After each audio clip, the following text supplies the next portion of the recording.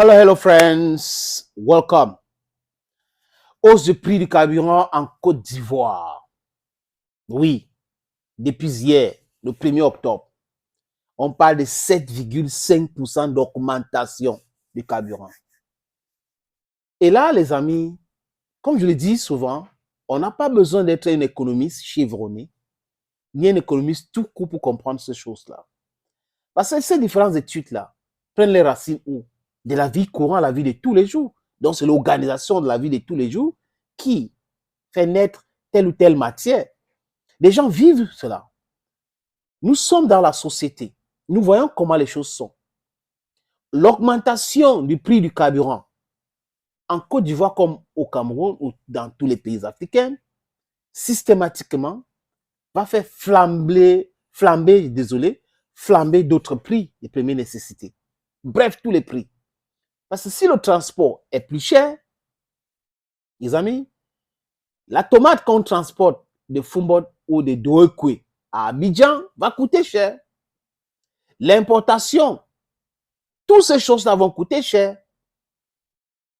Et là, les mesures, c'est quoi? Il vient avec les mesurettes, les amis. Les mesurettes.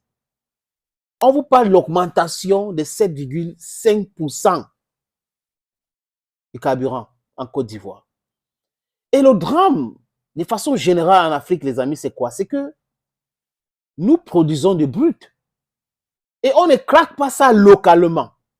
Donc, depuis 65 ans, depuis les indépendances, ces messieurs qui viennent de Fonds monétaire international ou d'autres comme M. Biya au Cameroun, Sassou Nguesso au Congo, on peut citer d'autres ce pays-là, qui produisent de brut, mais qui ne craquent pas. C'est-à-dire qu'ils ne transforment pas, ces gens-là ne transforment pas ce brut-là en carburant, en liquide qu'on peut utiliser, en combustible.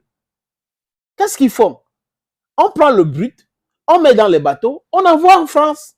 Et c'est en France qu'on transforme ça en carburant, ce brut-là. Et on vient nous revendre. Et la France n'a pas de brut. La France a uniquement Total qui vient prendre les bruts en Afrique pour aller craquer en France et vendre. Vous comprenez cela? Et les gens nous demandent de cautionner cela. Et vous allez voir les gens sur les plateaux de télévision NCI, la chaîne qui appartient aux contribuables ivoiriens. J'avais dit c'est l'argent des Ivoiriens qu'on a utilisé pour créer cette chaîne-là. Parce que quelqu'un peut m'expliquer où l'argent est venu pour que la famille Ouattara crée cette chaîne. Ils vont se placer sur le plateau là, les amis, pour nous expliquer que c'est normal. Pour nous expliquer que non, on doit envoyer notre brut en Europe pour que l'Europe puisse craquer pour nous envoyer le carburant. Mais c'est quand même incroyable. Voilà là où il faut, c'est-à-dire que voilà là où les gens devraient mettre l'accent. Produisons le carburant localement. On peut le faire. Nous sommes des pays producteurs du pétrole, du brut. Bref, disons ça comme ça, du brut. Et le brut, c'est le pétrole. Mais on n'arrive pas à transformer ce brut en combustible qu'on peut utiliser dans les voitures. Ouattara, qui dit qu'il est économiste, ça devrait être son combat depuis qu'il est devenu président par infraction en Côte d'Ivoire. Monsieur Biya qui est là, qui avait dit qu'il était l'élève de la France, meilleur élève de la France, devrait faire cela. Mais ils ne font pas cela. Ça ne les regarde pas. Certainement parce qu'ils ont les intérêts. Mais l'intérêt passe avant l'intérêt du peuple. Et la conséquence, c'est quoi? C'est que le peuple souffre. Nous avons quelque chose. On n'arrive pas à consommer cette chose-là parce qu'on nous refuse le droit de transformer ça localement en produit fini. Et on envoie en France. Les Ivoiriens pleuraient déjà, il y a de cela 3 ans, de la vie chère. Je me rappelle une vidéo de Baby Philippe Latiste, le chanteur, qui, lors d'un événement, je crois que c'est Miss Côte d'Ivoire, avait parlé de la vie chère, que la vie était tellement chère.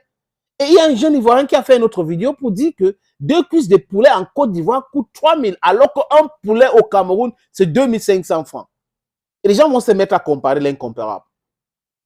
Les amis, 2 500 francs pour avoir un poulet au Cameroun. Mais en Côte d'Ivoire, 2 cuisses de poulet coûtent 3 000 francs CFA. Ça asphyxie un peuple. Et quand on va parler, quand les Ivoiriens veulent parler, la jeunesse veut parler, on les amène à la démocratie des armes, on les malmène, on les torture, on les avertit, on les menace. Conséquence, ils sont à Lampedusa.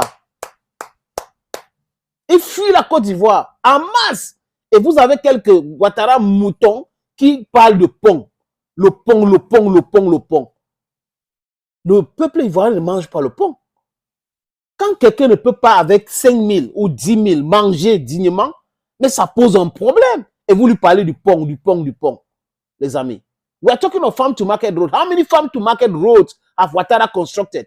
How many? Those are some of the things a brilliant economy should be thinking of, how to carry products from the farms to the market. But it doesn't concern him. Because France should keep on controlling Côte d'Ivoire. Et les amis, il vit avec les mesurettes. Moi, je pense que c'est la provocation. On va voir les mesurettes là, de Ouattara, pour régler ces problèmes. Les mesures prises par le gouvernement ivoirien pour atténuer l'impact de la hausse des prix du carburant, le gouvernement a pris des mesures, notamment, les amis. Voilà ça devant nous. La suppression de l'amende de 22 500 francs CFA pour les infractions routières. Je reprends. La suppression de l'amende de 22 500 francs CFA pour les infractions routières. Combien d'Ivoiriens ont des voitures? Combien? Parlons même des voitures de transport. Il y avait combien d'infractions en Côte d'Ivoire chaque année? 50 millions. Ça donnait tellement d'argent au gouvernement ivoirien. Ça règle quel problème? Donc, ça dit que les Ivoiriens ne savent pas bien conduire, ils sont dans l'infraction tous les jours et que c'est ces mesures-là qui vont les aider à surmonter, à régler le problème de la vie chère. Écoutez les gens qui disent qu'ils sont allés à l'école. Je répète pour ceux qui n'ont... Les mesures prises par le gouvernement ivoirien pour régler le problème d'augmentation de 7,5% du carburant. La suppression de l'amende de 22 500 francs CFA pour les infractions routières. Non, vous ne rêvez pas. Voilà les mesurettes que Ouattara et son gouvernement sont en train de prendre. C'est la provocation. Deuxième, le respect des 33 barrages de contrôle routier réglementaires. Ça règle quel problème, les amis? Les économistes là, venez nous expliquer. Ça règle quel problème? La prise d'un acte, ils disent que la prise d'un acte pour réglementer le remorquage des véhicules. J'ai mal à la tête. La prise d'un acte pour réglementer le remorquage des voitures. Hey! God help Africa. La prise d'un arrêté interministériel instaurant un cadre permanent de quoi? Des discussions. Les amis, ces gens-là n'aiment pas l'Afrique. Ouattara n'aime pas la Côte d'Ivoire. Voilà comment les gens sont hors sujet. Et vous allez voir des gens qui vont venir expliquer que ces mesures-là vont aider à atténuer cette augmentation-là. Ça ne règle aucun problème. On aurait aimé voir quelqu'un qui va venir dire, OK, nous allons commencer à construire notre industrie pétrolière ici pour pouvoir transformer les brutes localement. Ça devait commencer à créer d'abord le travail et à régler ce problème de la chérité de carburant. L'Arabie Saoudite transforme localement son carburant avant de vendre. Dubaï fait exactement la même chose.